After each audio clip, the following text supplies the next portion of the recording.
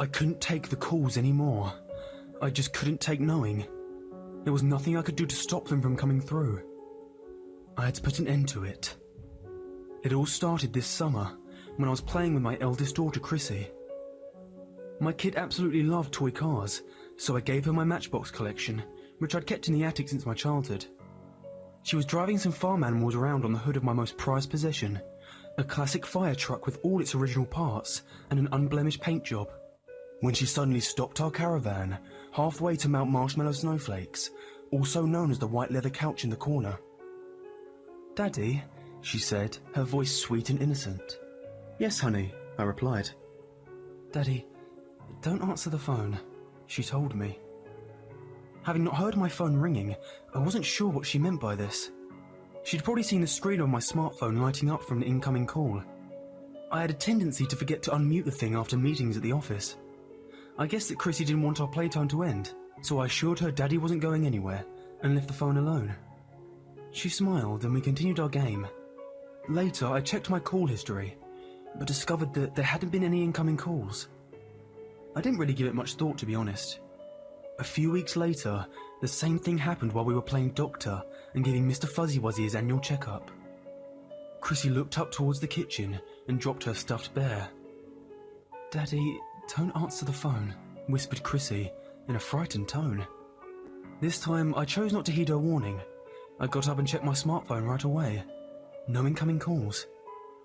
Following Chrissy's gaze, I realised that she was actually looking at the old telephone on the kitchen wall. We had disconnected the landline and unplugged it years ago. My wife had been asking me to take it down the day I'd cancelled our residential phone service. We had both gotten cell phones and wanted to put the money towards something more useful. The bulky white device was screwed into the wall. I kept forgetting to dismount it whenever I had my tools out, and I was too lazy to get them from the garage for such a menial task. I'm shocked my wife didn't wind up removing it herself, since it bothered her so much. "Honey, that's not a real phone. No one's calling," I told Chrissy, ruffling her hair. It took Chrissy a few moments, but she eventually went back to playing as though nothing had happened. It was probably some kind of new game she had learned in school or something. She was 7 and had a bunch of imaginary friends. Maybe she'd gotten into an argument with Princess Pufflecakes and didn't want to take her call. I didn't worry about it too much. It wasn't until the third imaginary call that I started to get concerned. Chrissy and I were having a Ninja Turtles tea party. I was dressed in a pink tutu with Michelangelo's bandana and a crown on my head. Never underestimate what a father would do to put a smile on his kid's face. I got up to get more juice. Chrissy grabbed me by my frilly skirt, looking absolutely terrified. "Daddy, don't answer the phone," she pleaded. There was something in her eyes that compelled me to put an end to her weird game. She really looked freaked out. I no longer thought she was playing some sort of reverse psychology Simon Says. If she was making it up, why did she look so genuinely worried? "It might be important, sweetheart, don't worry. Daddy will tell those evil telemarketers to leave you alone," I playfully replied as I snuck out of her grasp. I made my way to the kitchen where I picked up the receiver.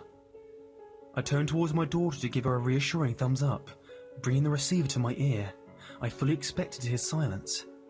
Silence, however, was not what I heard. There was static on the line, which surprised me enough that I pulled the phone away for a moment to look at it in disbelief. When I brought it back to my ear, I heard a voice on the other end. 232, Giandiark Road, Fire, 12, whispered a man tonelessly. "What the fudgesicles?" I answered, perplexed. My wife must have been playing a trick on me. She'd probably convinced Chrissy to help her out so I'd do my job and get rid of the phone. I immediately yanked the cord, and it came flying towards me, hitting me square in the face. I was stunned. It was far too loose to have been in the jack. When I asked my wife about it, she had no idea what I was talking about. The next morning, I absent-mindedly checked my emails while the news played in the background. There was a segment about a fire in an apartment complex. At first, I didn't pay much attention, but then I heard the address. 232 Giandiark Road. 12 residents had perished in the inferno. I nearly dropped my #1 Dad coffee mug on the floor. I didn't know what to do. It was too late to call the police and tell them I'd gotten a creepy warning call about the fire. They'd think I was a nutter or an attention seeker. I took a moment to calm down and rationalise what had happened. It was just a very weird and very scary coincidence. Days later, I was playing Sudoku on the couch when Chrissy walked over, wearing a worried expression on her face. "Daddy, don't answer the phone," she whispered, tears in her eyes. Something in the pit of my stomach told me not to go, but I had to know. I made my way to the kitchen and picked up the receiver. This time, a British-sounding woman spoke to me through the disconnected phone. 15 Veneer Street, Fire, 3, she announced. Logically, you'd think I'd go to the police or a fire station to tell them what was going to happen. But here's the thing. I've watched the shows, so I know how these things pan out. You've got an attractive male protagonist who gets a forewarning, which is accurate. I won the Most Handsome Daddy of the Year award, as decided on my very unbiased daughter on Father's Day last year. I even have the trophy to prove it. The protagonist tells the cops about his predictions. Naturally, the cops accuse him of being the perpetrator. They lock him up, but he gets out on some technicality, rushes to the scene of the would-be crime, and saves the day. He becomes a true hero in the eyes of everyone. Close curtains. Yeah, I'm not that guy. I'm not saying I'm a coward, but look, I've got 2 daughters to care for. I can't go putting myself in dangerous situations where I could realistically wind up dead. I instead bought a disposable phone and used it to call the police. In the past 10 years, there have been a lot of suspicious fires in our city, leading the police to suspect that there's a pyromaniac on the loose. Thus far, he or she has burned down a church, a postal office, an outdoor mall, and a smaller post office inside a mall. I'm gonna let you take a wild guess as to what the police officer had to say when I warned him about the potential fire at 15 Veneer Street. If you guessed, he accused you of being the pyromaniac and asked you to turn yourself in. Then you deserve a cookie, because that's exactly what happened. I hung up and tossed the phone in a trash can across town. The next day, I watched as the news crew covered the story. The authorities had sent police officers to investigate what turned out to be an abandoned building. 3 officers had gotten locked in the basement. A fire broke out, and none of them made it out. I felt guilty and powerless. If I hadn't have warned them, the cops wouldn't have been in there, and no one would have died. It was my fault. I couldn't sleep a wink that night, the horrid feeling in my gut eating away at me. The process repeated over the course of the next few months. Chrissy would ask me not to answer the phone. I'd pick it up, and I'd hear a different voice speaking. I'd be given an address, method of death, and the amount of people killed. 89 Oosgrove Avenue, knife, 1. Mrs. Larkin had been stabbed to death during a home invasion. 60 Star Circle, gas leak, 10. The Campbells were enjoying a family reunion and failed to notice a smell of rotten eggs. 79 Jean-Jacques Lashaw, gun, 3. Maria, Jamie and Alison were shot dead while walking home in the early hours of the morning, and so on and so forth, until I couldn't take it anymore. I remember all their names and faces. I saw them on the news reports. I think about them when I go to bed, knowing there was nothing I could do to save them, but tormented by the fact that I didn't even try. Depression started to creep over me, and I could barely eat or sleep. My wife started to get worried, but I couldn't tell her. I was afraid she'd be disappointed in me for my inaction, so I lied. I told her I was stressed out because of work. A few weeks ago, I'd finally had enough. Unable to keep myself from answering these phantom calls, I decided there was no other option.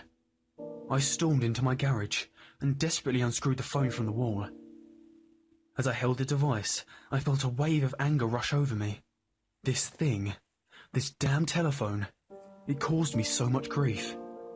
I took it to the driveway and furiously smashed it into the concrete with a hammer until there was nothing left but dust and debris.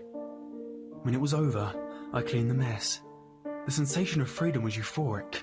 My whole body tingled as my heavy burden lifted from my shoulders. That night, I made our favourite family meal and dessert to celebrate.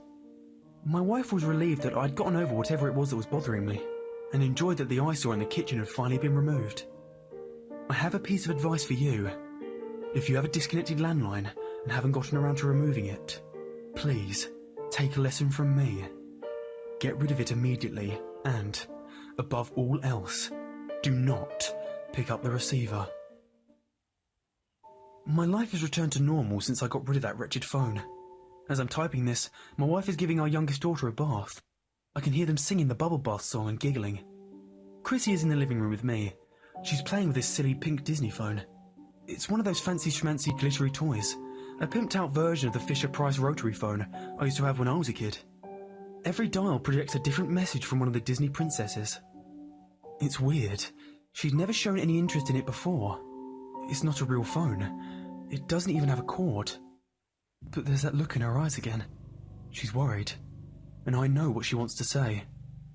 No, it's just a toy. It's just a toy. It's just a toy. I'm going to check. I need to know. Shit, I can hear static on the other end.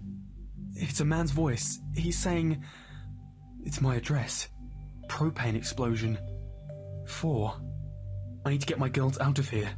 Please don't let it be too late.